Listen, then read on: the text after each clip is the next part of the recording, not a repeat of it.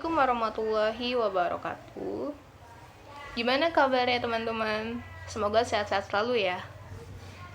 Saya Puspitasari dari kelas 3D. Di sini saya akan mempresentasikan hasil jawaban saya mengenai perubahan apa saja yang dialami oleh perilaku konsumen, pelaku bisnis, dan bagaimana cara kita menghadapi situasi tersebut. Sebelum ke intinya, saya akan menjelaskan mengenai COVID-19 ya. COVID-19 adalah penyakit menular yang disebabkan oleh sindrom pernapasan coronavirus 2 atau SARS. Penyakit ini pertama kali diidentifikasi di Wuhan pada Desember 2019. Virus ini mudah menyebar melalui tetesan kecil, melalui orang batuk, pilek, bersin-bersin, bahkan menyentuh barang yang sudah terkontaminasi oleh orang tersebut. Terkait dengan fenomena COVID-19, apa aja sih yang berubah dari aspek perilaku konsumen? Krisis COVID-19 telah begitu ekstrim mengubah perilaku konsumen. Perubahan itu bersifat sementara, namun juga bisa berubah secara tetap bentuk atau new normal. Konsumen akan berbelanja secara online, banyak memesan makanan via online delivery, atau lebih banyak menonton film di rumah. Bagaimana perilaku belanja dan konsumsi mereka di tengah kecemasan ini?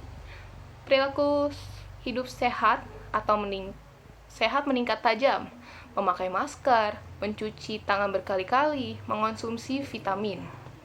Tak hanya berita hoax, di medsos yang berlebihan mendorong kegusaran sehingga mereka juga mulai nyetok masker, hand sanitizer, tisu basah, obat flu, atau vitamin untuk mendongkrak imunitas tubuh. Studi di negara juga terdampak wabah menunjukkan konsumen begitu mudahnya terpengaruh oleh berita-berita perkembangan virus, penyebaran virus, dan berita hoax di medsos, yang kemudian diterjemahkan dalam pengambilan keputusan pembelian secara spontan. Tak heran jika beberapa waktu lalu banyak masyarakat kalap memburu masker, hand sanitizer, atau jahe merah sehingga langka di pasar dan kalau ada harganya meroket. Psikologi belanja konsumen tak stabil, fluktuatif, dan impulsif.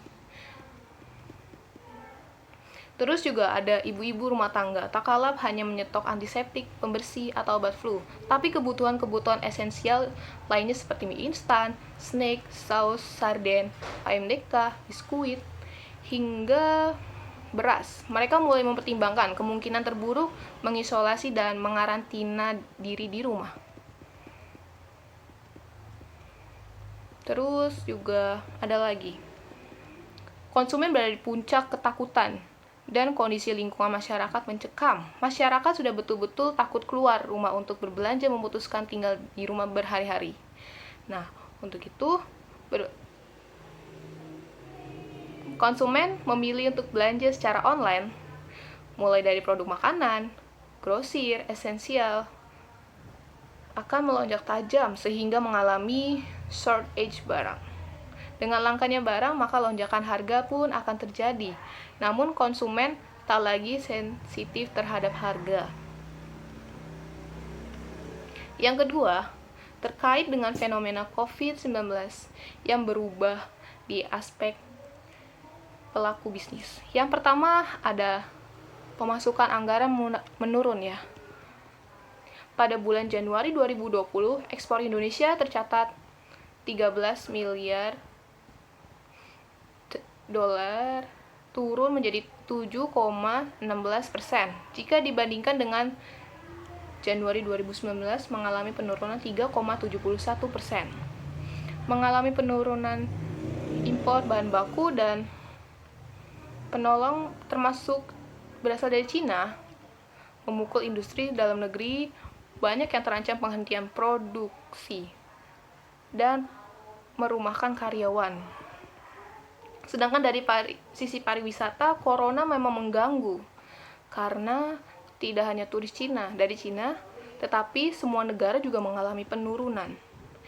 Misal, bisnis hotel dan restoran mengalami penurunan semenjak akhir tahun. Jumlah kunjungan wisatawan mancanegara pada bulan Januari 2020 tercatat 1,27 juta kunjungan. Pada Februari dan Maret semakin menurun pastinya. Dan banyak karyawan yang dimasukkan ke rumah alias cuti.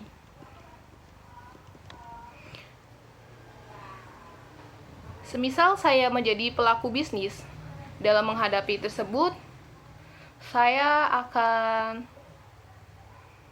melakukan perhitungan beberapa biaya total pengeluaran operasional yang dikeluarkan, baik sifatnya tetap atau variabel. Sebagai catatan, bulan Mei akan ada dana THR untuk karyawan.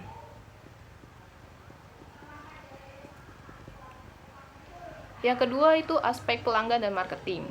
Kita melakukan program marketing in krisis, membuat program penjualan yang menarik dapat meningkatkan penjualan, cash flow, walaupun profitnya tipis-tipis ya, dengan pembatasan waktu tertentu.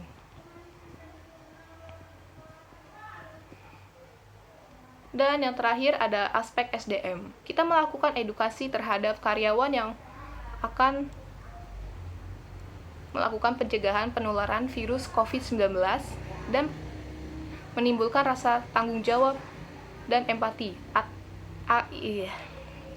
akan langkah-langkah penyelamatan bisnis terhadap krisis corona.